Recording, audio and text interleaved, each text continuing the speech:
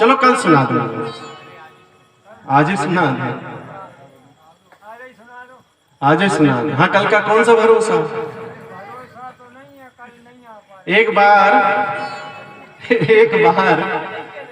भीम जी जो है, दुर्योधन का राज्य समाप्त हो गया, युधिष्ठिर जी का राज्य काज चल रहा था।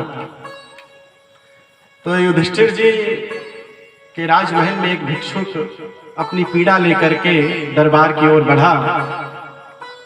तो द्वारपालों ने द्वार पर रोक दिया। ठहरो, कहाँ जा रहे हैं? बोले महाराज से मिलना है, बहुत कष्ट है हमको। बोले देखो, अब तो समय जो है, जो उनके मिलने का था महाराज के, वो तो अब समाप्त हो गया, अब कल आप आना। बोले आप एक बार सूचना कर दीजिए, हो सकता है राजा साहब है, महाराज है, वो हमारी पीड़ा को समझेंगे और हमें भीतर बुला लेंगे, आप एक बार उनसे जाके कहिए। द्वारपालों ने सोचा कि चले हम एक बार भगवान से कह देते हैं, महाराज युधिष्ठिर जी से, शायद वो विचार कर ले। ये पहुंचे और इन्होंने कहा कि भाई एक ऐसे एक बहुत दुखी व्यक्ति द्वार पर खड़ा है और वो आपसे मिलना चाहता है। हमने कहा भी कि आज की सभा समाप्त हो चुकी है, लेकिन उसकी बड़ी इच्छा है दर्शन करने की, आपसे कुछ कहने की। युधिष्ठिर जी ने कहा देखो, रात्रि की विषय की बात है, एक रात बीत जाने दो, उसको कहो कल आ जाए, कल हम उस पर जो भी उसका कष्ट होगा दूर कर देंगे।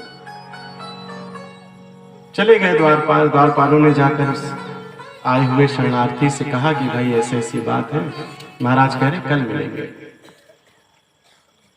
भीम जी ये बात सुन रहे थे, तो भीम जी जो है महल की अटारी पर जाकर खड़े हो गए और बहुत बड़ा जो है एक नगाड़ा लेकर के और उस पे बहुत तेज से मार करते हुए बजाने लगे।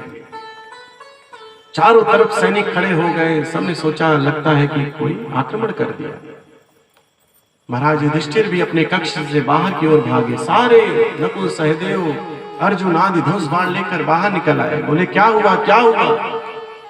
भीम ने कहा कि जय जयकार हो हमारे युधिष्ठिर महाराज की, जिन्होंने काल पर विजय पा ली है।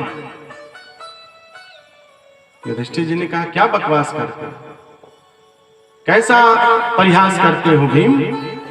मैंने कब काल पर विजय प्राप्त कर ली? काल पर तो कोई विजय प्राप्त नहीं कर सकता। बोले क्षमा करिएगा भैया, आपने अभी कहा कि उस पीड़ित से कह दो, उस दुखिया से कह दो कि कल हम उससे मिलेंगे। इसका मतलब आपको यह ज्ञात है कि आज रात्रि आप पूरा जीवन बिताएंगे।